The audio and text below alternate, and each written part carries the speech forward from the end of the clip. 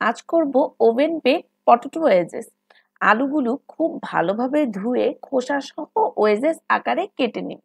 একটি বাটিতে আলুর টুকরোগুলোর সাথে অলিভ অয়েল, রসুন গুঁড়ো, পেঁয়াজ গুঁড়ো, পাপরিকা, অরিগ্যানো, লবণ এবং কালো গোলমরিচ গুঁড়ো মেখে নিব।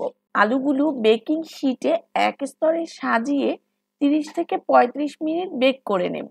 মাঝে একবার উল্টে পাল্টে দেব। এবার ওভেন থেকে বের করে উপরে ফ্রেশ পার্সলে কুচি ছড়িয়ে ডিপিং সসের সাথে পরিবেশন করব। এর উপরে চিজ দিয়ে আবার যদি 5-7 মিনিট বেক করে নেন তাহলে কিন্তু হয়ে যাবে চিজি পটেটো ওয়েজেস। তার উপরে পেঁয়াজ কুচি, বিভিন্ন ধরনের ক্যাপসিকাম কুচিও সাজিয়ে দিতে পারেন। আজ এই পর্যন্তই। ভালো থাকবেন, সুস্থ থাকবেন। আল্লাহ হাফেজ। ভিডিও শেষে উপকরণের লিস্টটা দিয়ে দেওয়া হলো।